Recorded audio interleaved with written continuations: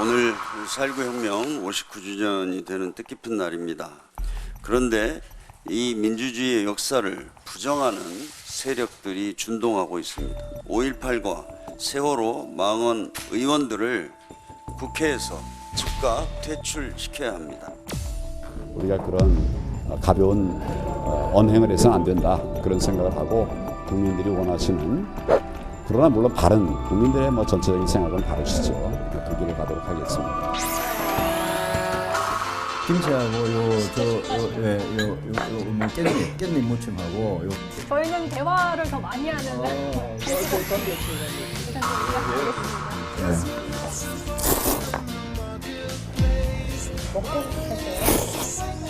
안동에는 이제 이런 식으로 면을 이렇게 해가지고 별명이 저거 뭐냐? 그거는 JTBC 때문에 선비라는 거는 제가 굉장히 좀 누가 그렇게 불러주면 되게 좋아해요. 또 당이 잘 안 돌아가고 또 국민들한테 제대로 지지를 못 받고 굉장히 좀 쉽고 얄팍한 그런 선택을 하고 싶은 유혹에 빠질 때가 있거든요. 나는 왜 하는가? 제가 그 질문이 제 화두예요.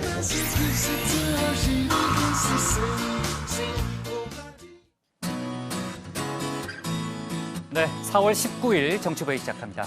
양반장, 조금 전에 영상도 봤지만요. 조금 전에 자유한국당이 5.18 망언 관련 그 의원들의 징계 수위를 결정했잖아요. 그렇습니다. 김순례 최고위원은 당원권 정지 3개월. 3개월. 예, 그리고 김진태 의원은 경고입니다. 너무 수위가 약하다는 얘기가 있지 않아요? 민주당이나 다른 당에서 지금 선방망이다 이런 비판 벌써 나오고 있고요. 네. 특히 민주당은 자유망언당으로 아예 그냥 당 이름을 바꿔라 이런 비판을 하고 있습니다. 네, 좋습니다. 세월호 관련한 그 망언 관련해서는 오늘부터 징계 논의가 시작된 거죠? 개시가 되는 겁니다. 네, 좋습니다.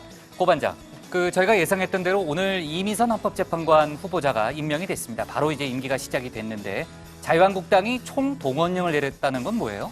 네, 문재인 대통령이 지금 말씀하신 것처럼 문영배 재판관과 함께 또 이미선 재판관을 임명하자 이에 반발한 자유한국당이 내일 장애 규탄 집회를 열겠다면서 전국 당원협의회에 사실상 총동원령을 내린 겁니다. 내일 그럼 장외로 나가는 거예요? 네, 그렇습니다. 민주당은 이에 대해서 5달째 일 안 하고 정쟁만 한다면서 이 국정 발목만 잡는 건 오기의 정치다 이렇게 비판했습니다. 좋습니다. 우리 들어가서 얘기 좀 이어갑시다. 갑시다.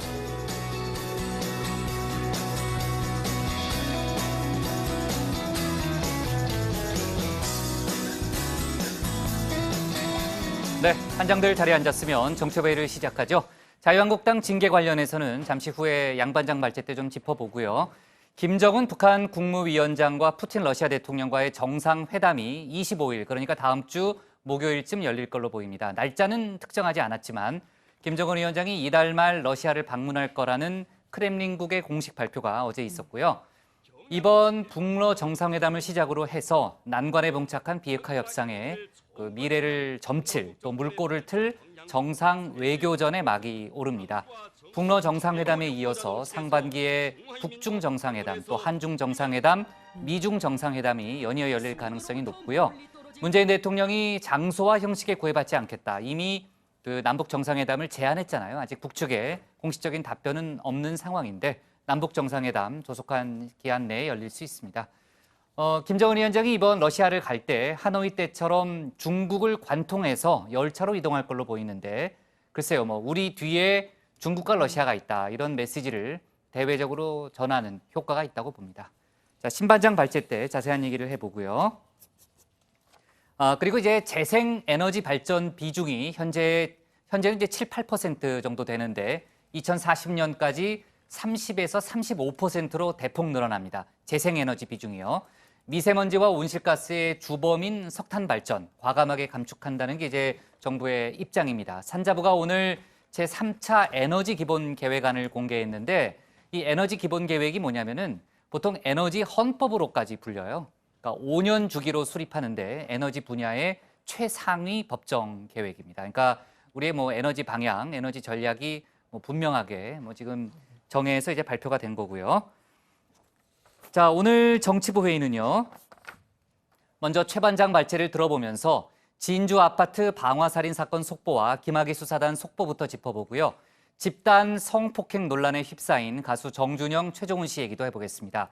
이어서 김정은 위원장의 방러와 문 대통령 순방, 오늘 헌재 재판관 임명 소식도 알아보겠습니다. 조금 전에 얘기했던 대로 한국당의 5.18 망언 징계 소식도 짚어봅니다. 그럼 먼저 최종혁 반장의 발제부터 시작하겠습니다.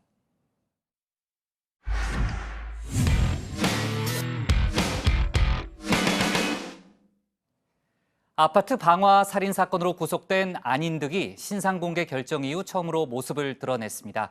경찰서를 나선 그는 죄송하다면서도 자신도 국가로부터 불이익을 당했다며 횡설수설하는 모습을 보였습니다. 한편 희생자 유족들은 이번 사건은 국가가 책임을 다하지 않아 발생한 재난이라면서 국가기관의 사과가 있기 전까지는 장례를 치를 수 없다. 무기한 장례 절차를 연기하기로 했습니다. 오늘 최 반장 발제에서 관련 소식들을 자세하게 짚어보겠습니다. 네, 진주 방화 살인사건 피의자 신상이 공개됐습니다. 자, 이름 안인득, 나이 42세입니다. 신상 공개 심의위는 범행 수법이 잔인하고 증거가 충분한 점, 그리고 국민의 알 권리를 보장하고 공공의 이익을 위해서라고 밝혔는데요.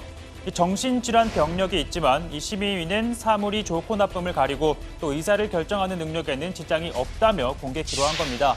구속된 안인득은 오늘 이 다친 손을 치료받기 위해 경찰서를 나서면서 얼굴이 노출됐습니다. 죄송합니다. 죄송한 말씀드리고 저도 하소연을 했었고 10년 동안 불이익을 당해왔습니다. 경찰서든 무엇이든 국가기관은 아니고 하소연을 해도 제대로 도움도 하지도 못하는 그런 사례들마다 점점 많아져 가고 있었습니다. 진주시 비리와 부정부패 심각합니다. 자, 보신 것처럼 여전히 횡설수설하는 모습이었는데요. 경찰도 안 씨가 범행 동기 등에 대해 신빙성 있는 진술을 하지 않아 수사에 다소 어려움을 겪고 있다고 합니다. 다만 진술과는 별도로 계획 범행 정황이 속속 드러나고 있는 만큼 살인의 고의성이 짙은 것으로 보고 있습니다. 자, 그리고 희생자 유족들은요, 이번 사건은 충분히 국가가 막을 수 있었음에도 방치에 발생한 사건이라며 울분을 터뜨리고 있는데요. 주민들은 오랜 시간 안인득의 위협적인 행동을 경찰에 수차례 신고했지만 묵살이 됐고 아무런 조치가 없었다고 따져 물었습니다. 이건 내 거 아니다. 더 자료를 가져라. 아니 우리 보고 범인을 잡으라고 하시죠 그냥. 네? 증거를 가져오라. 이거 가져오라. 이 경찰이 뭐 하는 겁니까?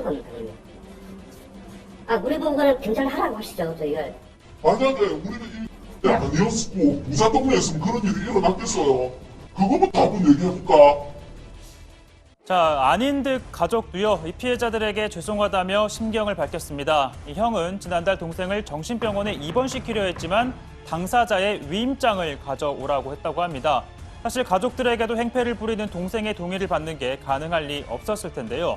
또 다른 기관의 도움도 청했지만 경찰은 검찰에, 또 검찰은 법률구조공단으로 공을 떠넘겼고 또 자치단체에서도 아무런 답을 하지 않았다는 게 가족들의 설명입니다.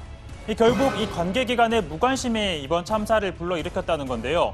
유가족들은 오늘 예정된 합동 연결식을 취소하고 장례 일정을 잠정 무기한 연기하기로 했습니다. 이들은 관계기관의 책임 있는 사과를 요구하고 있습니다. 국가적 인재로 인해 발생한 사건이라는 것을 국가가 인정해달라는 것과 국가기관의 공식적인 사과였습니다.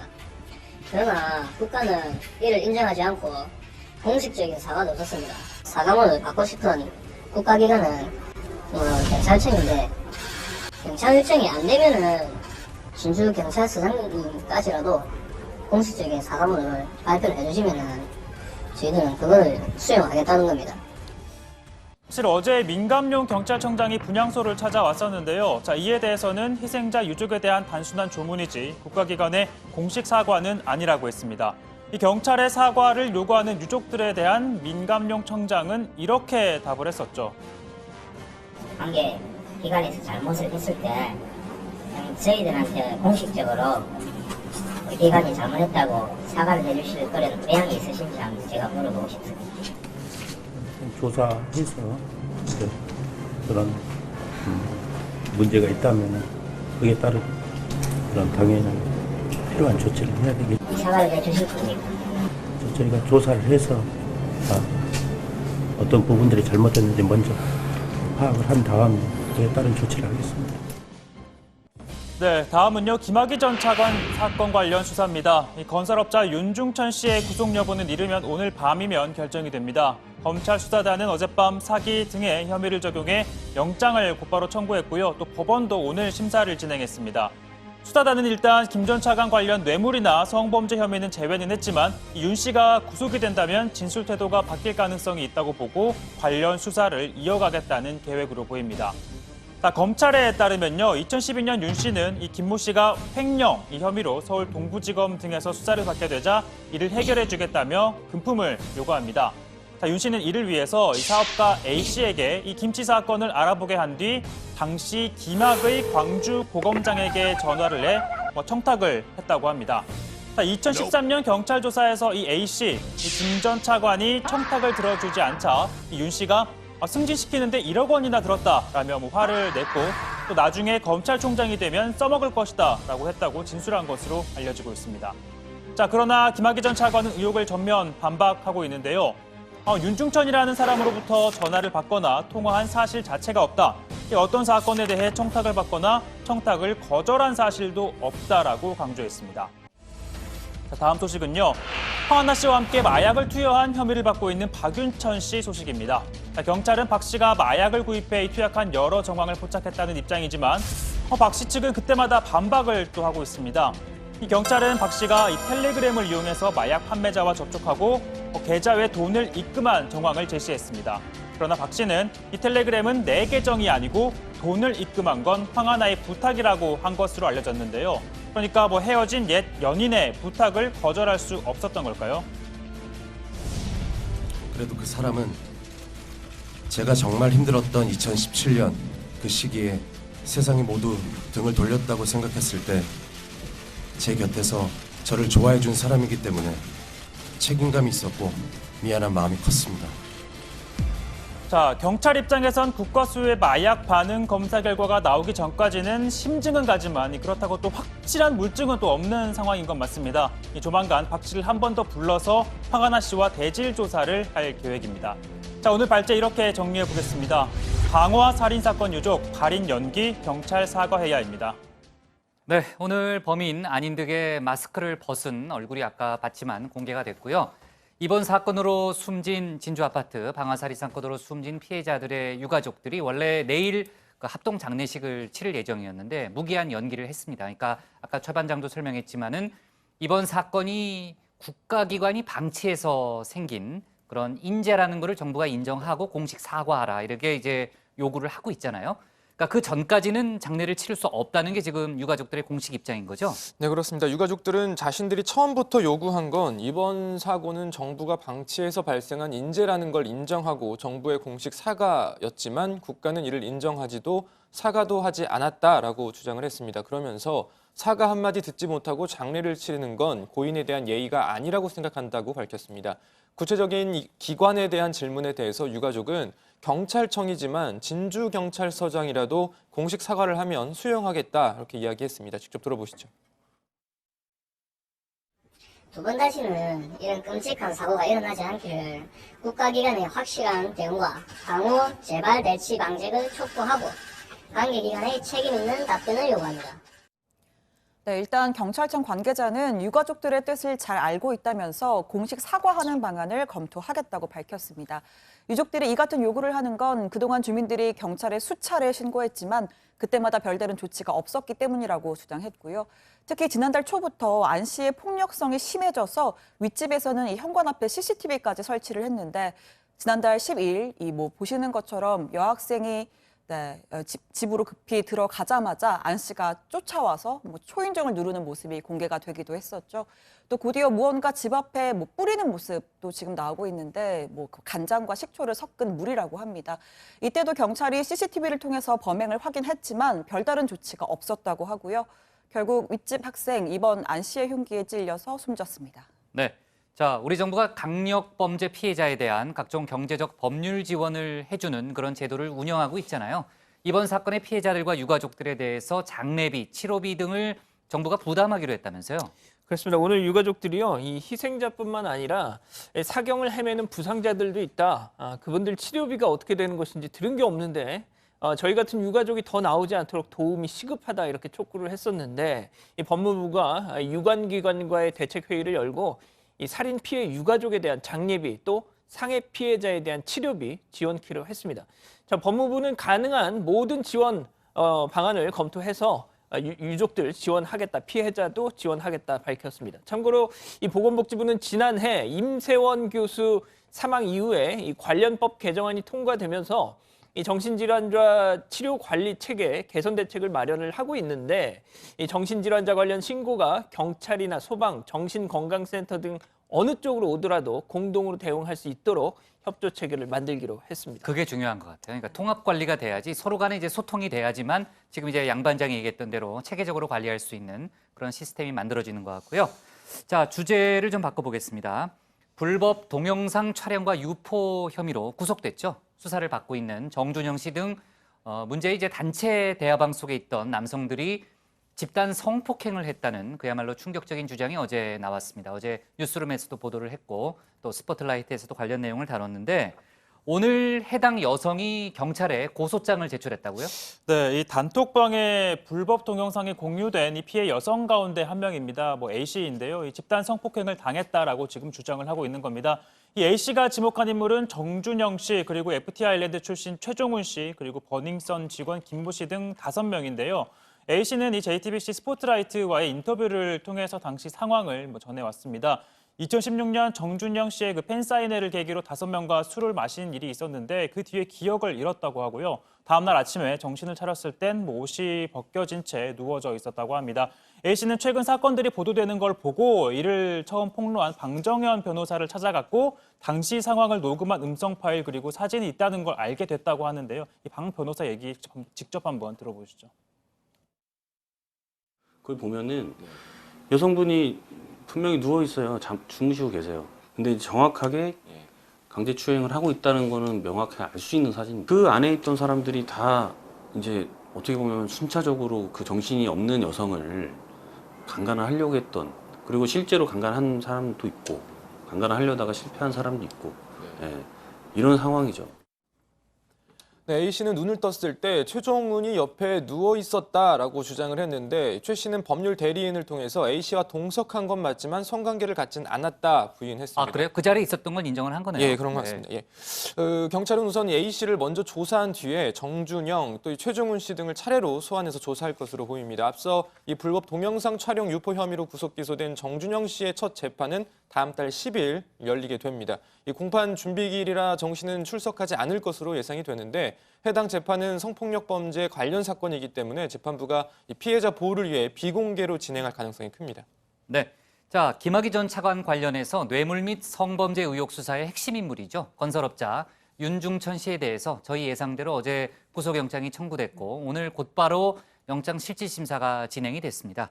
신 반장, 그러니까 구속 여부는 오늘 중으로 나오는 거죠? 네, 뭐 오늘 밤늦게쯤 네. 결과가 나올 것으로 보입니다. 이 윤 씨가 체포된 피의자 신분이기 때문에 법원 청사 출입문이 아닌 구치감을 통해서 이 법정으로 바로 이동을 했고요. 따라서 취재진과는 마주치지 않았습니다. 영장 심사는 2시 40분부터 시작이 됐고 말씀드린 대로 오늘 밤 늦게쯤 결정이 날 걸로 보이고요. 일단 검찰에 따르면 윤 씨는 각종 범죄 사실과 관련해서 사기, 알선수재, 공갈 등의 혐의를 받고 있는데 이틀 전 체포가 돼서 여태까지 이뤄진 조사에서는 혐의를 부인하고 있다고 합니다. 자, 검찰은 이 사건의 본류라고 할 수 있는 뇌물, 또 성접대 의혹에 대해서도 물어봤지만 여전히 또 모르쇠로 일관하고 있다고 합니다. 자, 검찰은 이제 윤중천 씨가 구속이 된다면 진술 태도가 바뀔 수 있다라고 보고 일단 개인 비리 혐의를 통해서 신병을 확보한 다음에 김 전 차관과 관련한 범죄 의혹을 집중 추궁할 계획입니다. 다만 이 영장 심사에서도 윤 씨는 억울하다 혐의를 부인하고 있다고 하는데요. 특히 이 변호인은 이번에 영장을 청구한 건 김 전 차관 사건에 대한 자백을 받아내기 위한 수단이다. 검찰이 무리하게 수사를 하고 있다 이렇게 주장을 하고 있습니다. 네, 아직 예단할 수는 없지만요. 이제 검찰의 주장대로라면 일단 액수가 크고 또 이제 혐의를 부인하고 있기 때문에 증거인멸 가능성 등등을 고려했을 때 영장 발부 가능성이 조금 더 높은 거 아니냐 이런 예상이 일단은 많습니다. 근데 결과는 지켜봐야 되는 거고요. 만약에 영장이 발부가 된다면은 조금 전에 이제 최 반장, 양 반장이 얘기했던 대로 김학의 전 차관 수사가 급물살을 탈 수밖에 없습니다. 그죠? 신병을 확보한 상태에서 이제 속도를 낼 수밖에 없는 상황이고요. 자, 오늘 기사는 이렇게 정하겠습니다. 윤중천 구속 여부 이르면 오늘 밤 결정으로 제목을 잡겠습니다. 다음은 신혜원 반장의 발제를 들어보겠습니다.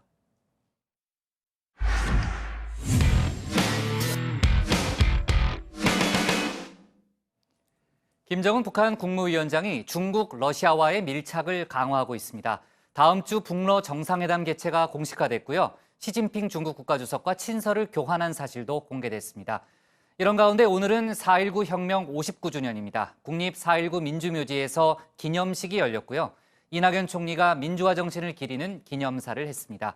오늘 신반장 발제에서는 외교안보 소식, 또 문재인 대통령 순방 소식 등을 함께 다뤄보겠습니다. 네, 1960년 이승만 정권이 3.15 부정선거를 자행합니다. 학생과 시민들을 중심으로 한 규탄 시위가 일어났고 이 과정에서 마산상고 학생 김주열 열사가 실종됐습니다. 주검은 27일 만에 마산 앞바다에 떠올랐습니다. 눈에 최루탄이 박힌 채였죠. 국민들은 분노했고 결국 전국적인 대규모 시위로 이어져 4.19 혁명의 도화선이 됐습니다. 대한민국 헌법 전문에 담긴 4.19 정신은 우리나라 민주주의의 근간이자 초석입니다. 우리 국민은 민주주의가 위기에 처할 때마다 분연히 일어섰습니다. 신군부의 권력 야욕에 맞선 1980년 5.18 민주화 운동도 대통령 직선제를 쟁취한 1987년 6월 항쟁도 국정농단을 심판한 2016년 겨울부터 이듬해 봄까지의 촛불혁명도 4.19 정신의 부활이었습니다. 네, 오늘은 4.19 혁명 59주년입니다. 국립 4.19 민주묘지에서 기념식이 열렸고요. 보신 것처럼 이낙연 총리가 기념사를 했습니다. 4.19 혁명 유공자를 비롯해서 여야 대표 5명 모두가 또 각계 대표와 일반 시민 등 2,500여 명이 참석했습니다. 이 총리는 민주주의의 가치와 무게를 한 번 더 되새기자고 강조했습니다. 우리의 민주주의도 새로운 과제를 안고 있습니다. 불평등을 완화하고 법치주의를 확립하며 선동주의를 제어하는 일입니다. 이런 일들은 정부 혼자서 할 수 없습니다. 국민께서 함께 해주셔야 합니다. 지난해 오늘 문재인 대통령은 58주년 기념일을 맞아 국립 4.19 민주묘지를 참배했습니다. 당시 방명록엔 4.19 혁명의 정신으로 정의롭고 공정한 나라를 만들겠습니다 라는 다짐을 적었었죠. 올해는 이 순방 일정과 겹쳐서 직접 참배를 하지는 못했습니다. 자, 순방 이야기를 조금 더 해보겠습니다. 문재인 대통령은 어제 저녁 이 투르크메니스탄을 떠나 두 번째 순방국인 우즈베키스탄에 도착했습니다. 첫 번째 일정으로 인하대학교와 우즈벡 정부가 함께 세운 타슈켄트 인하대를 찾았습니다. 양국 의료진 간 원격 협진 시연회를 관람했습니다. 우즈베키스탄 GSB입니다. 또 우리 한국의 과거에 인도대표가 함께 직접 이렇게 대화를 나누면서 연수 추진을 했는데 우리 환자분이 느끼기에 치료에 도움이 되니까 좋습니까? Я очень довольна, то, что корейские и узбекские врачи обратили свое внимание на мое здоровье одновременно, и то, что я могу обратиться к корейскому профессору без полета в Корею. Я очень благодарна. 우리 우즈베키스탄의 선생님, 이렇게 원격 협진을 해보니까 어떻습니까? For us, for having a consultation with our Korean partners, and I hope this partnership will grow and it will help us increase healthcare quality in Uzbekistan. 네, 오늘은 정상회담과 우리나라 대통령 최초의 우즈벡 의회 연설이 예정되어 있습니다. 미리지요예프 대통령과의 정상회담 방금 전에 끝이 났는데요. 앞서 보신 의료, 또 바이오 등 신산업 분야 협력 확대와 투자 여건 개선 방안 등을 논의했습니다. 자, 이건 조금 여담인데요. 요새 중앙아시아 3개국 순방 소식을 전하면서 제가 애로사항이 조금 있습니다. 투르크메니스탄과 우즈베키스탄 그리고 카자흐스탄 모두 구소련에 속했던 국가라서 러시아어를 쓰기도 하지만 또 이렇게 각자 투르크메너, 우즈베거, 카자흐어가 있는데요. 모두 튀르크어족에 속하는 언어들입니다. 자, 문제는 발음이 조금 어렵다는 겁니다. 문 대통령과 회담을 갖는 3국 정상의 이름 플레임으로 한번 읽어보겠습니다. 자, 투르크메니스탄의 구르반굴리 멜리크 굴리예비치 베르디 무하메도프 대통령, 우즈베키스탄의 샤브카트 미로모노비치 미르지요예프 대통령, 카자흐스탄의 카심 조마르트 케메레비치 토카예프 대통령. 네, 성공했습니다. 혹시라도 추후에 버벅거린다면 넓은 아량으로 이해 부탁드립니다. 자, 마지막으로 이번엔 북러 정상회담 소식입니다. 이미 예상하던 바지만 크렘린궁이 공식 발표를 내놨습니다. 푸틴 대통령의 초청으로 북한 김정은 위원장이 4월 하반기에 러시아를 방문할 것이라고요. 자, 서로의 일정을 고려할 때 24일이나 25일쯤 블라디보스토크 극동 연방대학에서 회담이 열릴 것으로 전망됩니다. 자, 이번에도 전용 열차를 이용할 걸로 보입니다. 앞서 집사인 김창선 부장이 블라디보스토크역 주변을 샅샅이 둘러봤고요. 최근엔 진입로도 세 단장을 마쳤다고 합니다. 평양에서 블라디보스토크 열차 구간이 한 690여 킬로미터 정도니까 10시간이 조금 넘게 걸릴 것으로 예상이 됩니다. 자, 참고로 저도 지난해 블라디보스토크를 다녀온 적이 있는데요. 우리 국적기는 중국으로 우회해서 가야 해서 한 3시간이 걸리지만 러시아 비행기를 타면 북한 동쪽 영해위 영공을 가로질러서 2시간이면 갈 수가 있습니다. 일본과 비슷한 시간이죠. 자, 아무튼 이 블라디보스토크 참 좋습니다. 야경도 예쁘고요. 거리도 아기자기하고요. 이 무엇보다 게, 이 오호츠크에서 막 건져올린 이 게가 정말 맛있습니다. 네, 북러 정상회담 8년 만이고요. 김정은 위원장과 푸틴 대통령 간의 만남으로는 처음입니다. 하노이 회담 결렬 이후 마치 트럼프 대통령 보란 듯이 북중 또 북러 연대를 강화하는 모습입니다. 중국과 러시아가 유엔 안보리 상임 이사국인 만큼 이들을 통해서 국제사회의 대북 제재를 완화해달란 여론전을 펼칠 가능성도 있어 보입니다. 오늘 청와대 발자 이렇게 정리합니다. 트럼프 보란 듯이 북중 북러 연대 강화하는 김정은 위원장입니다. 네, 정말 신반장 글로벌 정말 뭐라고 표현을 말을 못하겠네. 너무 많이 다녀봐가지고. 네. 블라디보스토크 가봤어요? 저 안 가봤는데 네. 갔다 온 다음에 킹크랩 자랑을 한 일주일을 하더라고요. 아, 그래요? 정말 맛있었어요. 저도 못 가봤어요. 모스크바는 가봤는데 거긴 못 가봤어요.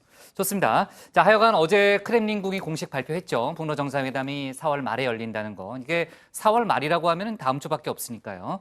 일단 북러 정상회담 얘기부터 해볼까요, 고반장? 네, 러시아 크렘린궁이 푸틴 대통령의 초청으로 4월 말 러시아에서 북러 정상회담이 열린다고 발표했습니다. 이 김정은 위원장과 푸틴 대통령이 만나는 건 김정은 위원장 집권 이후 처음입니다. 또 이 하노이 북미 정상회담 이후 첫 행선지로 이 김정은 위원장이 러시아를 택한 것도 의미가 있습니다. 오는 24일 또는 25일 열릴 것으로 보이는데 수도인 모스크바는 열차로 이동하기에 좀 멀다는 점 등을 고려해 보면 블라디보스토크에서 열릴 가능성이 높아 보입니다. 열차로 모스크바까지 가려면 한 180시간 정도 걸린다고 제가 들은 것 같아요. 네, 10,000km 정도가 되기 그죠? 때문에 그 정도... 사실상 열차로는 조금 그렇죠. 어렵겠죠. 어려운 거리고요. 네. 지금 이제 미국도 북러 정상회담 개최에 촉각을 곤두세우고 있다면서요? 네, 그렇습니다. 하노이 회담 이후에 한미 정상회담이 있었고 또 원활한 대화 재개를 위해서 4차 남북 정상회담 갖자라는 문재인 대통령의 제안이 있었는데요. 일단 북한은 이 북러 정상회담의 우선순위를 두는 모양새입니다. 최근 시정연설에서 밝힌 협상 장기전에 대비한 우군다지기 성격이 강하다고 보여지고요. 러시아는 국제사회가 긍정적으로 판단하는 조처를 북한이 단행한다면 이는 대북 제재 정책에 반영돼야 한다라는 생각을 가지고 있다는 입장을 취하고 있다고 합니다. 현재 방러 중인 미국의 비건 대북정책 특별대표가 러시아 당국자들과 잇따라서 회담을 갖고 이 최종적이고 완전한 비핵화를 강조한 것으로 전해졌습니다. 양 반장, 김정은 위원장하고요 시진핑 중국 국가주석이 친서를 교환했다라는 그런 보도가 나왔었는데 어떤 친서예요? 일단 북한 매체 보도인데요. 김정은 위원장이 지난 17일에 시진핑 주석한테 서한을 보냈답니다. 왜냐하면 이 시 주석이 앞서 북한 최고인민회의에서 김 위원장이 국무위원장에 재추대된 축하하는 축전을 보냈었대요. 이에 대해서 이제 김정은 위원장이 사의를 표하는 답장을 보냈다는 거죠. 자, 내용을 보니까 시진핑 주석과의 각별한 관계를 강조하는 내용입니다. 총석이 즉 시진핑 주석이 제일 먼저 나한테 진정 어린 따뜻한 축하의 인사를 보내셨다. 한 집안 식구처럼 서로 도와주고 위해주는 조중, 북중 관계 특수성을 뚜렷이 과시했다 이렇게 덧붙였습니다. 네, 그리고 이 동지적 관계라는 말이 오늘도 나왔는데요. 보시면요, 한반도의 정세 흐름이 매우 관건적인 시기에 들어선 오늘 이 북중 친선협조 관계를 더욱 귀중히 여기고 끊임없이 전진시켜 나가는 것이 중대한 사명이다라면서 나는 총석이 동지와 맺은 동지적 의리를 변함없이 지킬 것이다라고 했습니다. 자, 이건 반대로 말해서 중국도 북한의 비핵화 정책에 대해 계속적인 지지를 보내달라라는 의미이기도 한데요. 앞서 김정은 위원장의 4차 방중 때 시진핑 주석 이 북한의 단계적인 비핵화 방침에 공감한다라는 입장을 밝힌 바 있습니다. 들어보시죠. 습근평 동지는 조선 측이 주장하는 원칙적인 문제들은 응당한 요구이며 조선 측의 합리적인 관심 사항이 마땅히 해결되어야 한다는 데 대하여 전적으로 동감하며 중국 측은 지난날과 마찬가지로 앞으로도 조선 동지들의 믿음직한 후방이며 견결한 동지 보스로서 쌍방의 근본 이익을 수호하고 조선반도의 정세 안정을 위해 적극적이며 건설적인 역할을 발휘해 나갈 것이라고 말했습니다. 네, 북미 간의 얘기를 좀 해볼게요. 어제 제가 속보로 전했지만 북한 외무성이 폼페이오 미 국무장관을 정말 신랄하게 비난했잖아요. 네, 그렇습니다. 북한 외무성의 권정근 미국 담당 국장 명의로 나온 발언입니다. 하노이 회담의 교훈에 비추어 보아도 일이 될 만하다가도 폼페이오만 끼어들면 일이 꼬이고 결과물이 날아가곤 했다면서 앞으로도 폼페이오가 회담에 관여하면 또 판이 지저분해지고 일이 꼬일 수 있다. 사실상 담당자 교체를 요구하는 셈입니다. 또 폼페이오 장관이 최고 존엄, 즉 김정은 위원장을 모독했다라고 하면서 저질적인 인간됨을 스스로 드러냈다라고도 했는데요. 이건 폼페이오 장관이 지난주 미 상원 외교위 청문회에서 한 발언을 저격한 것으로 보입니다. 잠깐 들어보시죠. Would you agree to your description Maduro also applies to North Korea's leader Kim Jong-un? Sure. I'm sure I've said that. 네, 다만 북한은 김정은 위원장과 트럼프 대통령 간의 개인적인 관계는 다행스럽게도 여전히 좋다면서 트럼프 대통령에 대해서는 긍정적인 평가를 덧붙였습니다. 수위 조절을 하면서 저강도의 압박 메시지를 계속해서 보내고 있는 모양새입니다. 신반장, 폼페이오 국무장관의 반응이 궁금한데 좀 나온 게 있어요. 네, 폼페이오 장관이 오늘 아랍에미리트 외교장관과의 회담 일정에 있었는데 이 회담에 들어서는 폼페이오 장관에게 기자들이 이 북한 외무성 관리 발언 어떻게 생각하느냐 이렇게 질문을 계속 던졌습니다. 지금 보시는 장면인데 질문을 듣자마자 손을 이렇게 들어 보이더니 굿애프터눈 하고 인사만 딱 던지고 저렇게 답변 없이 회담장으로 들어서 버린 거죠. 괜히 반응을 보여서 긴장 국면을 조성하는 게 오히려 북한의 의도에 부합하는 거란 판단을 한 것으로 보입니다. 미 국무부도 입장을 냈는데요. 미국은 여전히 북한과의 건설적 협상에 관여할 준비가 되어 있다라고 답변을 했습니다. 양 반장, 트럼프 대통령이 김정은 위원장에게 편지를 보냈다면서요? 예, 일단 편지는 예전에도 몇 번 보냈으니까 이제 그게 놀랄 건 아닌데 내용이 상당히 좀 인상적입니다. 일단 볼턴 보좌관이 언론 인터뷰를 통해서 공개한 내용인데 북한 최대 명절이죠. 김일성 전 주석 생일 4월 15일 이른바 태양절을 맞아서 그걸 축하하는 편지를 보냈다는 건데요. 직접 한번 들어보시죠. I don't know how President Trump can be more forthcoming in his efforts to have a good relationship with Kim Jong-un. He sends him pictures, he sends him letters. Happy birthday to Kim Jong-un's grandfather on his birthday on April the 15th. 네, 당연히 북미 정상 간의 관계는 우호적이다라는 점을 강조하면서 대화의 문을 열어놓겠다라는 뜻을 다시 강조할 걸로 보이고요. 다만 볼턴 보좌관은 트럼프 대통령은 과거 실패한 협상 전략을 따라가지 않을 것임을 분명히 했다면서 여전히 이 빅딜 전략을 고수하고 있다는 입장을 밝혔습니다. 네, 가본 적도 있다니까 신반장을 다음 주에 블라디보스톡에 보내서 북러 정상회담을 취재하게 시키고 싶은 마음도 있었지만 현실적으로 불가능하고요. 여기서 잘 다루는 걸로 합시다. 네, 좋아요. 자, 오늘 청와대 발제 이렇게 제목을 잡겠습니다. 김 위원장 이달 말 방러 푸틴과 정상회담으로 잡겠습니다. 다음은 양원보 반장의 발제를 들어보겠습니다.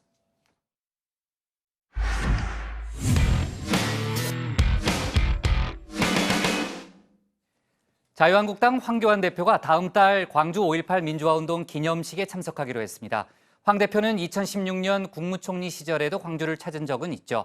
한국당 대표로는 2015년 김무성 전 대표 이후 4년 만입니다. 황 대표의 이런 결정은 한국당 의원들의 5.18 망언 사태를 의식한 것 아니냐 이런 해석도 있습니다. 또 내년 총선을 앞두고 당의 외연을 확대하려는 포석으로도 풀이됩니다. 오늘 양 반장 발제에서는 관련 소식 또 한국당 의원들에 대한 징계 관련 소식도 함께 정리해 보겠습니다.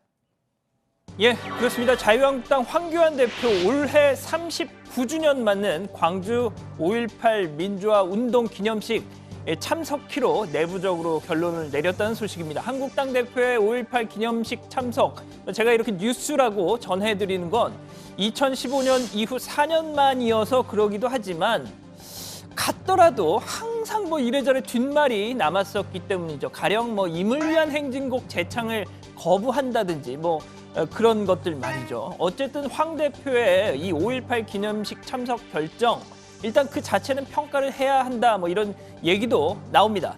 자, 황 대표 앞서 말씀드린 대로 총리 시절인 2016년 박근혜 전 대통령을 대신해서 광주를 갔었습니다. 자, 그때 영상 잠깐 보시죠. 예. 당시 박근혜 정부 아시다시피 5.18 단체와 야당 요구에도 불구하고 임을 위한 행진곡 재창을 정권 차원에서 불허했었습니다. 때문에 황 대표 역시 저렇게 보시는 것처럼 노래를 부르지 않았습니다. 입을 닫고 있죠. 태극기도 흔들지 않고 그냥 손에 딱 들고만 있었습니다. 자, 이제 정치인으로 광주를 찾게 될 황 대표, 과연 어떤 모습을 보여줄지 상당히 궁금합니다. 자, 황 대표 이런 결정이 알려진 바로 오늘 한국당 윤리위원회 드디어 김술래 최고위원, 김진태 의원 징계 결정했습니다. 그동안 한 해 만에 소식도 없다가 차명진 전 의원의 그 세월호 망언으로 덩달아 이 강제 소환이 됐죠. 자, 김진태 의원 경고입니다. 자, 김술래 최고위원 당원권 정지 3개월입니다. 자, 민주당과 다른 당에선요, 이런 징계를 내놓고 황교안 대표 무슨 낯으로 광주 갈 생각을 하느냐 지금 비판을 하고 있습니다. 어쨌든 관련 소식은 들어가서 더 전해드리죠. 자, 그런데요, 이런 망언 징계 영 마음에 안 드는 사람도 있는 것 같습니다. 바로 이 정규재 펜앤마이크 대표 겸 주필인데요. 아시다시피 정 대표 이 보수 유튜버계의 아주 뭐 1등 주자죠. 자, SNS에 황교안 대표에 대한 독설을 쏟아낸 겁니다. 도대체 차명진 말이 어디가 틀렸다고 징계를 한다는 거냐? 이건 배신 배반이다. 황교안 처세의 본질이 드러났다 말이죠. 누군가가 A4 용지에 써주는 대로 아무 생각 없이 읽어버린 대독 총리. 관료부치로서의 속성이 노출되고 만 겁니다. 자, 이런 가운데요, 박근혜 전 대통령 석방 요구 드디어 이제 한국당 비박계 쪽에서도 나오기 시작했습니다. 내년 총선 승리를 위해선 박 전 대통령이 구치소 밖으로 나와야 한다라고 보기 시작한 게 아닌가 싶은데요. 탄핵을 주도했던 비박계 김무성 의원 이렇게 말한 거죠. 내가 탄핵을 주장했었지. 박 전 대통령을 처벌하라고 주장한 적은 없어요. 구속 기간이 너무 길어요. 자, 특히 홍문종 의원 오늘 아주 충격적인 얘기를 했습니다. 2017년 헌법재판소가 이 탄핵 결정을 앞두고 박 전 대통령에게 자, 우리는 당신을 파면키로 결정했으니까 그 전에 명예롭게 하야하라 요구를 했는데 박 전 대통령이 싫다 이렇게 거부하니까 싫다고? 알았어 그럼 하면서 피청구인 대통령 박근혜를 파면한다 라고 했다는 겁니다. 그러니까 한마디로 헌재가 당시 청와대하고 거래를 시도했다는 거죠. 야, 이거 정말 충격적인 내용인데 이거 사실이면 정치 탄핵이다라는 지적 피할 수도 없을 것 같은데 홍문종 의원 도대체 어디서 그런 얘기를 들은 걸까요? 이미 방송에서 그 얘기를 했고요. 그냥 소문만 있는 얘기는 아니다라는 말씀을 드리고. 그 방송이 무슨 방송이에요, 의원님? 유튜브 방송이 있어요. 유튜브 저는 지금 처음 듣는 얘기가 유튜브 무슨 방송이에요? 네, 정규제 유튜브 방송. 어떻게 주제는 잘 모르겠습니다. 그러나 아까 그 황교안 대표 대독 총리 버릇 나오냐 비판했던 그 정규재 대표 쪽에서 나온 얘기였다는 거군요. 네. 자, 마지막 소식으로 가겠습니다. 바로 이 파리 노트르담 대성당 불길 속에서 그리스도 예수의 형상이 보였다는 주장 지금 화제가 되고 있습니다. 약간 서프라이즈 이런 데 나올 얘기 같은데요. 자, 영국인 레슬리 로완이라는 사람이 이 불타는 노트르담 성당의 사진 한 장을 SNS에 올려서 자, 당신은 이 사진에서 무엇이 보이는가? 라고 했던 거죠. 예수 형상이 보인다라는 겁니다. 자, 바로 이 사진입니다. 보시죠. 무엇이 보이십니까? 글쎄요, 제가 보기엔 그냥 일단 불길이 보이고요. 그리스도의 형상. 글쎄요, 이거 완전 제가 초딩, 중딩 때 빠졌던 그 매지가이 수준인데 그때 제가 시력이 많이 나빠졌죠. 글쎄요, 저는 잘 모르겠는데 말이죠. 자, 그래서 저희가 예수 형상이 보인다라고 주장하는 사람들의 의견을 참고해서 저 사진에 실선을 입혀봤습니다. 자, 이렇게요.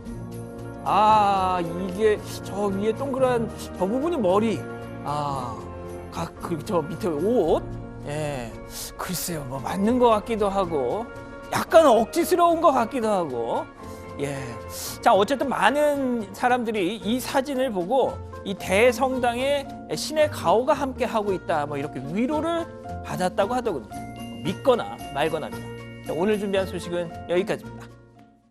네, 자, 저희 정치보의 시작 직전에 이제 결론이 나왔죠. 한국당 윤리위원회 징계 속보부터 이야기를 해보겠습니다.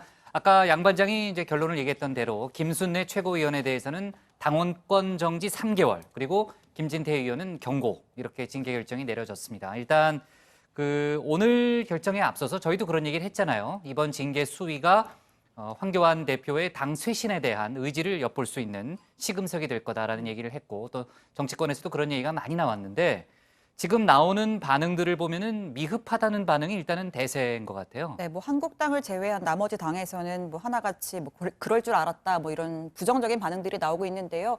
앞서 김병준 비대위 체제 때도 내부에선 뭐 이정명 의원은 제명, 뭐 김순례 의원은 3개월 당원권 정지, 뭐 김진태 의원은 경고로 정리가 됐다라는 얘기가 또 없었던 게 아닙니다. 네, 민주당 이해식 대변인 2달 가까이 미루고 미룬 5.18 망언자들의 징계가 경징계에 그쳤다면서 혹시나가 역시나였다라고 했습니다. 이어서 황교안 대표는 5.18 기념식도 참석을 추진한다고 하는데 광주 시민들을 대할 낯이 있냐면서 차라리 당 이름을 자유망언당으로 바꿔라라고 주장했습니다. 네. 자, 김순례 최고위원의 최고위원직은 어떻게 되는 거예요? 자, 이 최고위원직을 박탈당한다라는 해석이 있고요. 또 일정 기간 이후에 지도부에 복귀할 수 있다라는 해석이 뭐 분분하게 지금 나오고 있습니다. 당원 당규상 제명을 제외한 탈당 권유, 그리고 당원권 정지, 경고 이 등의 징계는 윤리 결정 즉시 효력이 발생을 하는데요. 이 최고위원회의 의결을 거칠 필요가 없는 겁니다. 그런데 문제는 최고위원이 당원권 정지를 당하면 이 최고위원직을 잃는지 아니면 정지 후에 다시 복원되는지 명확한 규정이 없다는 건데요. 그래서 이 부분에 대해서는 황교안 대표가 좀 정치적인 결정을 해야 할 거란 얘기가 나오고 있는데 조금 전에 김순례 의원은 이번 당 결정에 대한 입장을 좀 밝혔습니다. 나왔어요? 네, 당원권 결정을 정지한 처분에 대해서 존중한다. 당의 입장을 겸허히 수용하겠다라는 입장을 밝혔습니다. 네. 자, 차명진 전 의원 또 정진석 의원의 세월호 망언 논란 관련해서는 이제 오늘부터 징계가 시작이 됐습니다. 아마 그것도 이제 곧 결론이 나겠죠. 그 문제는 저희가 앞으로 속보를 좀 챙겨봐야 될 것 같고요. 앞서 이제 한국당 홍문종 의원 얘기를 양 반장이 소개를 했는데, 그러니까 이제 요약해 보면은 탄핵 결정 전에 헌법재판소가 당시 박근혜 청와대와 딜을 하려고 했다라는 거잖아요. 그러니까 탄핵 결정 전에 하야를 해라. 그런데 그걸 박 전 대통령이 거부하니까 만장일치로 탄핵 결정을 한 거다라는 게 아까 이제 홍문종 의원의 얘기인데, 이거 어떻게 봐야 돼요, 호 반장? 일단 오늘 CBS 라디오 나와서 한 이야기인데, 만약에 이게 사실이라면 관점에 따라서는 정말 이 헌재 결정의 순수성도 의심해 볼 수도 있는, 어떻게 보면 정말 충격적인 내용인 거였습니다. 하지만 앞서 들으신 대로 진행자가 이 논란 말투로 처음 듣는 얘기다, 근거가 뭐냐라고 하니까 정규제 TV에서 들은 얘기다 하면서 약간 뭐랄까요, 좀 뭐임, 약간 이런 좀 싱거운 상황이 돼버린 겁니다. 그러니까 그런 아주 예민한 얘기를 하면서 어쨌든 정규제 TV한테 들었다, 정규제 TV에서 들었다라는 결론, 상당히 허무한 결론 아닙니까? 그렇습니다. 약간 제가 고반장한테는 이렇게 하지 말고 왕 이렇게 하라고 했는데 제 말대로 안 하네요. 죄송합니다. 아무튼 이제 네티즌들은 지금 되게 황당하다는 반응입니다. 본인도 장담할 수 없는 얘기면 그걸 방송에 나와서 소개하는 데는 보다 신중했어야 한다는 지적인 거죠. 홍문종 의원 발언에 대해서 헌법재판소 역시도 그거는 진짜 상식에도 어긋날 뿐더러 있을 수도 없는 황당한 주장이다, 이렇게 상당히 불편한 반응을 내놨습니다. 네, 당시 청와대 쪽에서는요, 최 반장, 헌재가 탄핵 그 신청 그거를 기각할 거라고 믿었다는 게 정설 아니에요? 그렇습니다. 그날 당일 이 박근혜 전 대통령이 TV로 당시 선고하는 걸 뭐 지켜봤다라고 하잖아요. 그리고 탄핵 결정이 나오니까 어떻게 된 거냐? 이 참모들에게 전화를 걸어서 물었다는 또 보도도 있었는데 사전에 딜이 있었다면 불가능한 얘기였죠. 왕왕왕왕 이런 반응이었겠죠. 네. 역시 연기는 최 반장이 잘하네요. 자, 이걸 잘했다고 생각하는 거예요? 진심이에요? 아니에요? 진심이에요, 신반장? 다 죽어가던 걸 제가 지금 심폐소생해서 살려놓은 겁니다. 아니 그 최 반장하고 신 반장이 둘이 친해요. 네, 그러니까 이러죠. 네, 참 이해가 안 되네. 자, 그나저나 이제 홍문종 의원 박 전 대통령 석방 줄기차게 요구를 하고요. 물론 이제 황교안 대표도 그 이틀에 걸쳐서 박 전 대통령 석방 얘기를 했잖아요. 지금 형 집행정지 신청이 돼 있는 그런 상황인데 민주당에서 오늘 나오는 얘기를 들어보니까 그건 뭐 말도 안 되는 얘기다 그런 반응이죠. 네, 민주당 박주민 최고위원이 이렇게 이야기를 했습니다. 특권층의 형 집행정지 악용에 대한 국민 법감정이 좋지가 않고 무엇보다 형 집행정지는 구치소나 교도소가 먼저 1차로 판단을 해서 건의를 하는 건데 이번 박 전 대통령의 경우에는 외부인인 유영하 변호사가 신청을 하는 게 매우 특이하다면서 뭐 다른 목적이 있을 수 있다라는 우려를 표했습니다. 네. 자유한국당이 지금 외형적으로는 석방을 요구하고 있지만요. 또 역시 유불리 판단을 안 할 수는 없잖아요, 고 반장. 네, 그렇습니다. 일단 뭐 당장은 친박계의 표를 품기 위해서 황교안 대표도 석방 주장은 하고는 있지만 막상 이 총선 전에 박 전 대통령이 실제로 나오게 된다면 오히려 이 박 전 대통령을 구심점 삼아서 뭐 친박 신당이 생길 수도 있다. 그래서 이 보수가 분열할 가능성도 있다. 이런 점을 또 당 안팎에서 우려를 하고 있다는 거죠. 왜 그 박 전 대통령 변호인 유영하 변호사가 왜 황교안 대표가 당권 도전했을 때 불편한 감정을 드러내는 좀 인터뷰도 한 적이 있잖아요. 아무튼 이 때문에 박 전 대통령 석방은 고차원 방정식이라는 이야기가 나오고 있습니다. 네, 형 집행정지 결정은 이제 윤석열 지검장이 서울중앙지검장이 최종적으로 아마 결정하게 될 텐데 다음 주에 구치소로 사람을 보낸다는 거 아니겠습니까? 검찰 쪽의 얘기를 들어보면은 정말 정치적 고려하지 않고 철저하게 건강에만 초점을 맞춰서 결정을 내리겠다는 그런 얘기를 하고 있더라고요. 자, 그리고 오늘 나경원 한국당 원내대표가 정책간담회장에서 눈물을 흘렸다 이런 얘기를 들었는데 예, 뭐 어떤 사연이에요? 예, 일단 뭐 오늘 인터넷에서 상당히 뭐 화제가 됐던 기사인데요. 예, 오늘 오전 국회에서 한국당 주최로 이 장애인 정책 간담회가 있었습니다. 아시다시피 나경원 원내대표 집안과도 관계가 있는 문제지 않습니까? 자신의 얘기, 가족 얘기를 전하다가 이런 뭐 잠시 울먹였던 건데요. 잠깐 한번 보시죠. 아이를 초등학교 때 보내면서 또 느꼈던 차별, 또 그리고 나서 지금 현재 이제 우리 아이는 학교를 졸업하고 취업 준비생인데 한 5번쯤 떨어진 것 같아요. 네. 자, 그리고 조금 전에 들어온 뭐 여러 가지 뭐 소식들을 보니까요. 오늘 국회에 한 출판 기념회가 열렸는데 황교안 대표가 거기 갔던 모양이에요. 근데 그 차기 대선에 뭐 이낙연 현 총리 또 황교안 전 총리 간의 그 뭐 이른바 전현직 총리 간의 대결이 될 가능성이 있는 거 아니냐, 뭐 어떻게 생각하느냐, 뭐 이런 질문을 받았고 황교안 대표가 아무튼 여론조사에서 총리들이 등장하고 있는 건 좋은 생각이다. 멋진, 아주 멋진 승부가 될 거다. 이런 얘기를 했다고 하고요. 그리고 김학의 동영상 또 세월호 공세에 자기의 이제 세월호 관련한 얘기에 본인의 이름이 거론되는 데 대해서는 이제 말도 안 된다라고 하면서 네거티브 대응팀을 만들 거다 이런 얘기도 했다고 하네요. 네, 좋습니다. 오늘 기사 제목 이렇게 잡을게요. 김진태 경고, 김순례 당원권 정지 3개월로 정하겠습니다. 다음은 고석승 반장의 발제를 들어보겠습니다.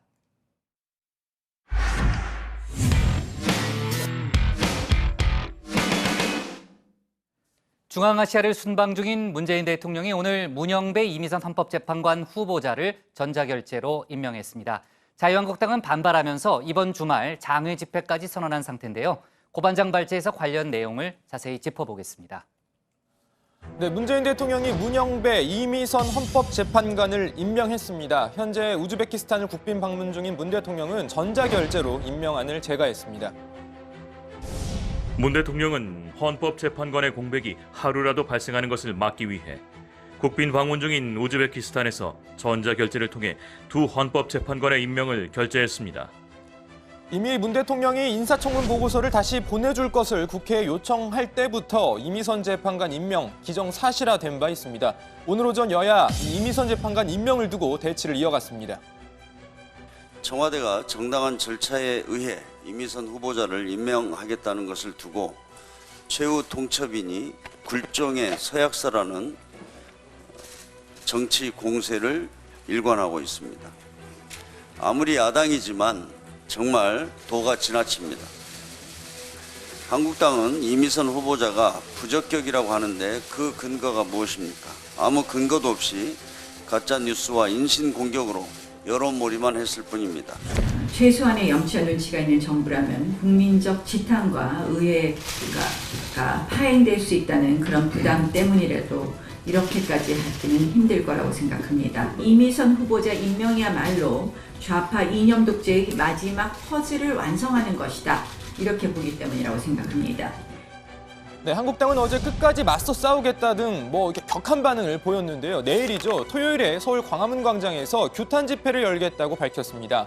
한국당은 내일 집회를 위해서 전국 당원 총동원령까지 내렸다고 합니다. 내일 저희가 아마 광화문으로 예정이 되어 있는 것으로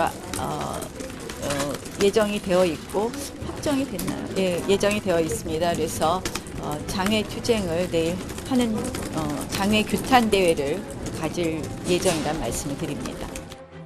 네, 관련 소식은 들어가서 더 전해드리고요. 오늘 두 헌법재판관 임명으로 헌법재판관 구성도 달라졌습니다. 정리를 한번 해보죠. 모두 이 9명의 헌법재판관 중에서 대통령 지명 재판관은 3명인데요.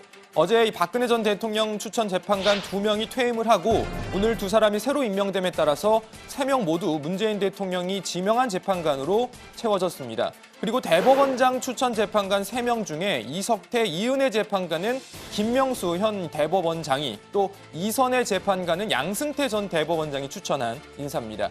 자, 그리고 민주당과 한국당, 바른미래당 이 국회 추천 재판관이 각각 1명씩 또 있습니다. 자, 그리고 보시는 대로요, 여성 재판관이 이제 3명이 됐습니다. 헌법재판소 출범 이후 여성 재판관 3명이 된 건 이번이 처음이라고 합니다. 자, 헌법재판관 구성을 두고도 여야 평가가 엇갈리고 있습니다. 민주당은 다양성을 강조하고 있고 한국당은 진보 편향성을 주장하고 있습니다. 우리 헌법재판소는 소수자와 약자의 권리를 옹호하는 다양한 시각과 가치를 가진 재판관이 필요합니다. 이미선 후보자 인선은 헌법재판소의 고유한 역할과 성평등이라는 시대적 과제를 반영한 것입니다.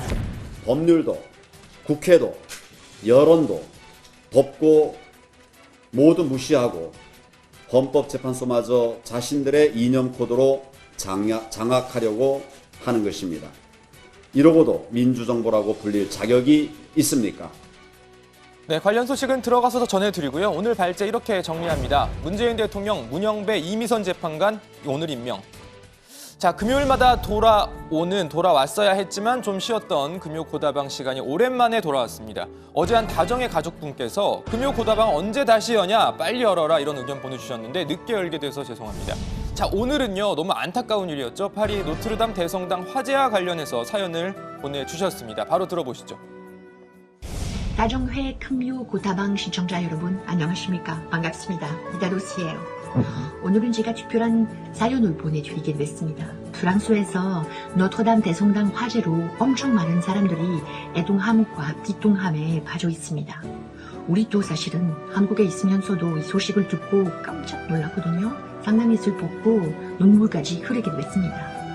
어떻게 보면 노트르담 대성당 프랑스 역사이기도 하지만 우리 지구의 보물입니다. 그래서 세계적으로 엄청 많은 위로와 응원의 말씀을 많이들 보내주셔서 커다란 힘이 됐습니다. 대한민국 사람들한테서도 엄청 많은 좋은 메시지 받아가지고 거기서 사람들이 너무나 기뻤습니다. 그리고 마크롱 대통령 말씀을 믿고 역시 5년 안에 재건설 말씀 듣고 기대해봅시다. 사실은 몇 년 전에 노트르담 드 파리 뮤지컬 한국에서 시작되었을 때 제가 몇 년 동안 홍보대사로서 활동했거든요. 오늘은 노트르담 드 파리 위에서 역시 대성당 시대 그 곡을 한번 시청해보겠습니다. 같이 들어봅시다. 여러분 행복하시고 건강하세요. 네, 정말 오랜만에 뵙는 것 같네요. 프랑스 출신 방송인이자 현재는 대학에서 프랑스어를 가르치고 있는 이다도시 교수의 사연이었습니다. 한국인이지만 그래도 고향이 프랑스이다 보니까 이 안타까운 화재 소식을 사연으로 보내주셨습니다. 바로 신청곡 들어보죠. 저도 개인적으로 참 좋아하는 곡인데 뮤지컬 노트르담 드 파리의 대성당들의 시대 들으시면서 금요 고다방은 다음 시간에 다시 찾아뵙겠습니다. 우린 무명의 예술가 제각각의 작품으로 이야기를 들려주려 해 훗날의 당신에게 대성당들의 시대가 찾아와서 이제 세상은 새로운 천년을 맞기 하늘 끝에 닿고 싶은 인간은 유리와 돌 위에 그들의 역사를 쓰지.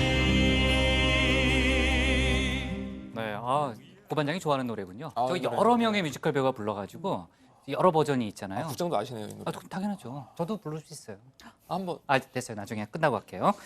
금요고다방에 한 3주 쉬었는데 저는 없어진 줄 알았는데 공식적으로는 뭐 다시 살려달라는 요청이 들어온 건 없잖아요. 양반장. 못 들었습니다. 개인적으로 많이 들어왔습니다. 그래요? 예. 좋아요.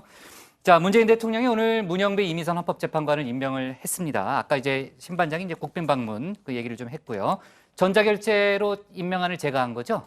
그렇습니다. 우리 시간으로 오늘 낮 12시 40분쯤 이 임명을 제가 했습니다. 윤도한 청와대 국민소통수석 서면 브리핑을 통해서 이런 사실을 밝히고요.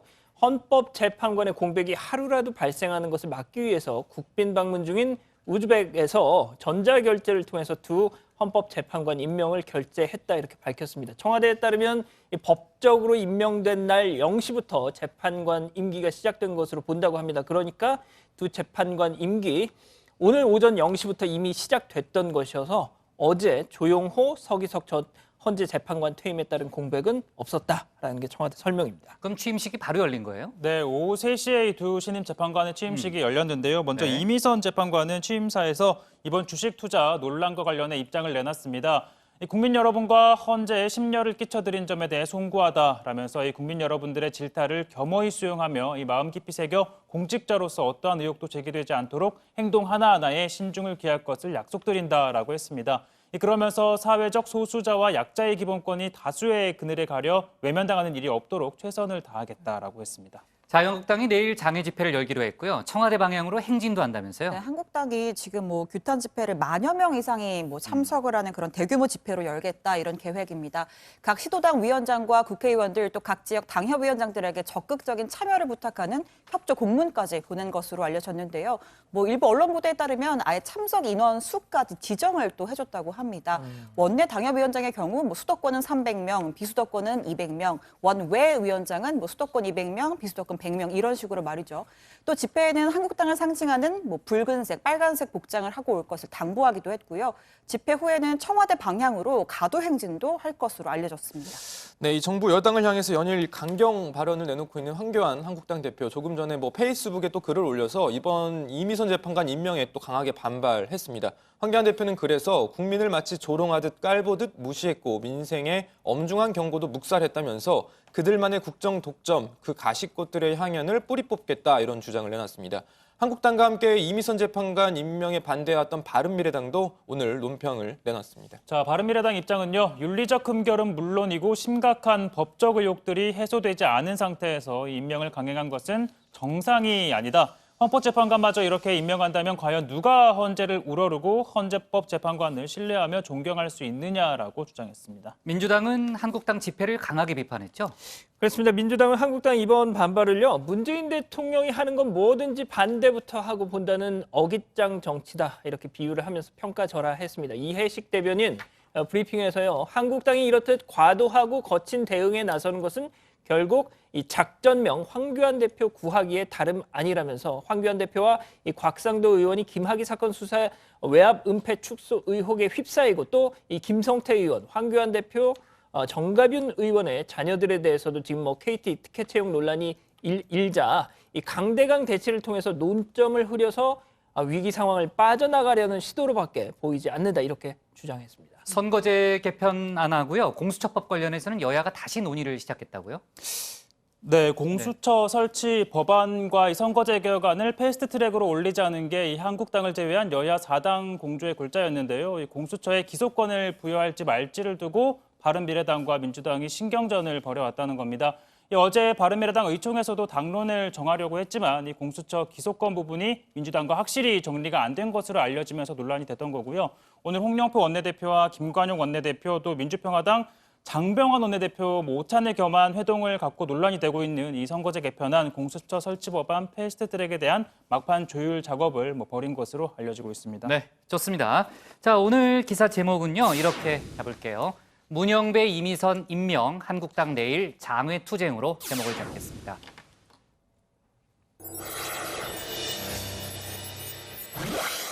네, 최 반장 오늘 응답하라 다정에 어떤 의견들이 들어와 있어요? 자, 오늘은 그 추경 관련한 의견이 많이 있었는데요. 다정의 가족 요을야른님은 총선이든 뭐든 민생을 위한 거면 해야지 지금이 반대할 때냐? 국민은 어떻게 하라고 했고요.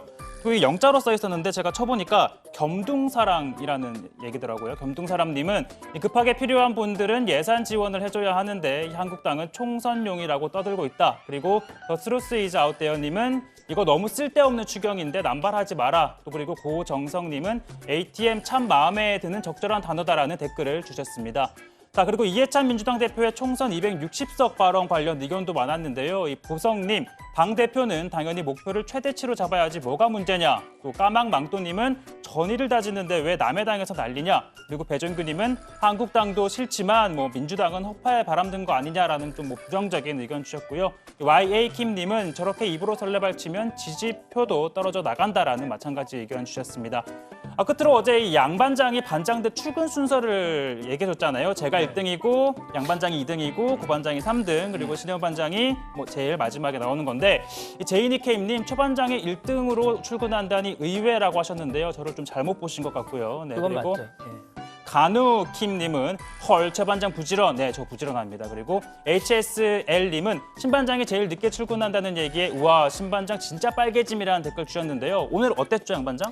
예, 그 신반장 어머님이 어제 이 방송을 보셨대요. 그래요? 그래서 오늘 7시에 깨워주셨다는 거예요. 오늘 일찍 나왔어요. 그래서 신반장이. 일찍 나온 겁니다. 그랬군요. 저보다 먼저 와서 놀랐습니다. 그러니까 왜 그랬어? 깜짝 놀랐어요. 저 끝내면 안 돼요. 우리 네, 다음에서, 예. 오늘의 응답하라 다정에는 여기까지입니다. 예. 유담양 예. 잘 지내고 있습니까? 네, 잘 있어요. 공유 같은 예. 사윗감이 예. 좋다고. 그 딸내미 좋아한다 하던데 요새. 취향이 많이 바뀌셨는데요? 지금 또 바른미래당이 내홍을 겪고 있습니다. 예. 때가 되면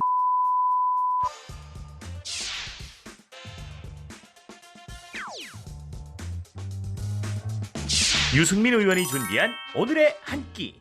따뜻하고 포근한 전통의 맛. 안동국식.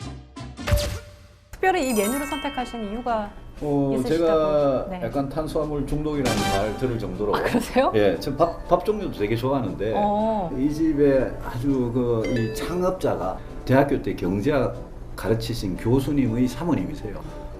좀 쪼들려서 그 사모님이 직접 팔을 걷어붙이고 나서서 네. 안동국시집을 수십 년 전에 만들었는데 그게 이제 이 시작이에요. 국민 시아버지인 김용건 선생님이 있다면 국민 장인은 또 유승민 의원. 저희가 그분의 근황이 좀 궁금하기도 해요. 예. 유담양 예. 잘 지내고 있습니까? 네, 잘 있어요. 요즘은 이 대학원에 진학해서 경영학 공부하고 있어요. 아주 요즘 뒤늦게 공부 열심히 잘 하고 잘 있습니다. 뒤늦게 공부 열심히 잘합니다. 어릴 때는 별로 공부 안 했거든요. 굉장히 바른 이미지, 학자. 본인이 하신 일탈 중에 이건 좀 일탈이었다 싶은 게 있을까요? 2000년에 정치에 뛰어든 게 직장에 딱 사표 내고 저로서는 굉장히 큰 진짜 일탈이었죠. 이렇게 말씀하시는 것 자체가 모범생입니다. 의원님 그렇게 약간 너무 소소한 일탈 말고요. 약간 술 먹고 어떻게 그런 게 일탈이죠. 의원님 어떻게 정치 인생 바꾼 게 일탈입니까? 그거는 큰 결정이죠. 정치 인생 바꾼 거지. 사실 유승민 의원 하면 2015년 새누리당 원내대표 시절에 원내대표 연설로도 굉장히 또 유명했었습니다. 정세 없는 복지는 허구임이 입증되고 있습니다. 제가 꿈꾸는 보수는 정의롭고 공정하며 진실되고 책임지며 따뜻한 공동체의 건설을 위해 땀 흘려 노력하는 교수입니다. 원내교섭단체 대표 연설이란 이런 것이다라고 네 글자를 제가 부탁을 드렸는데 네, 좀 국회에서 여야 간에 연설하고 뭔가 이렇게 말을 하고 국민 앞에 말을 할 때는 일단 자기가 자기부터 되돌아보고 자기 반성을 해서 뭐가 잘못됐는지를 이야기를 하고 서로 합의하고 미래를 위해서 그래 합의할 수 있는 그런 정치가 가능하거든요. 가장 최근에 야당 원내대표의 연설이 또 굉장히 또 화제가 되고 많이 화제가 됐죠. 더 이상 대한민국 대통령이 김정은 수석 대변인이라는 낯뜨거운 이야기를 듣지 않게 해 주십시오. 야당 입장에서도 정부를 비판하는 건 좋은데 비판할 때 우리가 그냥 자극적인 표현이나 이런 걸로 비판하기보다는 과하지 격하지 않은 표현으로라도 정말 아프게 비판할 수 있거든요. 이상형 후보군에서 공유 같은 사윗감이 좋다고. 그 딸내미 마동석 좋아한다 하던데 우선. 마동석이요? 아직 싱글이야. 취향이 많이 바뀌었는데요? 몰라 우리 딸은 마염이라고 은근 귀엽대요. 저희가 또 정치 현안에 대해서 얘기를 안 해볼 수가 없잖아요. 지금 또 바른미래당이 내홍을 겪고 있습니다. 혼란 속에 문을 연 의원총회는 시작하자마자 회의 공개 여부를 놓고 충돌했습니다. 비공개 전환 이후에도 손학규 대표의 퇴진을 놓고 고성이 오갔습니다. 그래서 지금 뭐 여러 가지 복잡하지만 무슨 뭐 당대표 한 분 뭐 그만두게 하고 이런 게 지금 당의 해결책이 아니고. 근데 뭐 일각에서는 당이 깨질 것이라는 쪽으로 많이 기운 쪽도 있거든요. 우리가 무슨 호남당, 영남당 이거 만들려고 한 게 아니기 때문에 지역당으로 만약 가겠다면 저는 뭐 그런 분들은 어떻겠습니까? 뭐 민평당에 가느냐 합치느냐 자유한국당에 합치느냐 자유한국당이 정말 변화와 혁신의 길로 가겠다. 그러면 저는 뭐 지금 당장이라도 합칠 수 있다. 근데 제가 보기에 자유한국당은 정말 변화, 혁신 이런 거하고 거리가 멀고 제가 그런 자유한국당하고 무슨 합친다? 그거는 뭐 저는 생각할 수가 없는 부분입니다. 어떻게 돌파하실? 뭐라 그럴까요? 정치적인 어떤 죽음을 각오하고 끝까지 개혁적인 중도보수 정당을 만들겠다는 그런 분들로 다시 재구성이 돼서 출발을 하는 수밖에 없다. 제가 이 당이 그냥 이대로 주저앉는 거를 제가 두고 볼 수는 없으니까 때가 되면 저도 나서서 더 적극적으로 역할을 하려고 합니다. 저희 마지막으로 이제 내 인생의 노래를 어떤 걸 꼽으시려고 했더니 돈 맥클린의 빈센트. 저 노래 이렇게 들으면서 뭐랄까 힐링이 많이 되는 용기를 얻고 살아있을 때는 너무나 불행했는데 죽고 나서 사람들이 이 위대한 예술가의 어떤 진가를 봐주는 그런 부분이 굉장히 오히려 역설적으로 용기를 많이 주고 그런 것 같아요.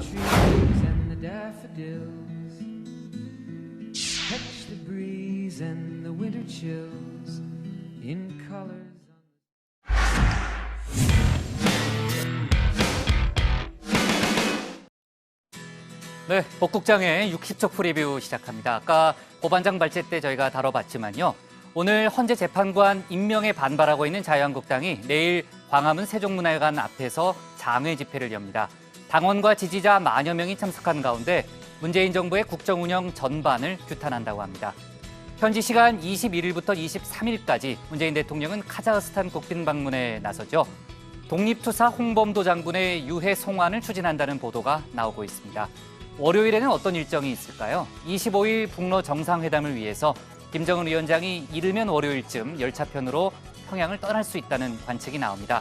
조금 빠른 것 같기도 한데 아무튼 관련 속보 있으면은 월요일 회의 때 소개하겠습니다.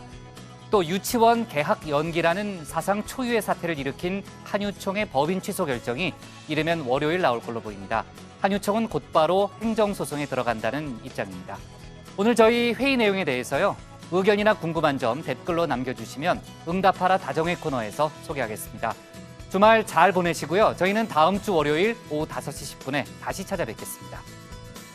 네, 일주일 동안 수고 많았습니다. 일단 신반장 어머님한테 한 말씀 하시죠. 전화를 좀 드려야 되나? 그러시는 게 근데 신반장이 늦게 나오는 게 아니에요. 다른 반장들은 빨리 나오는 거지. 네.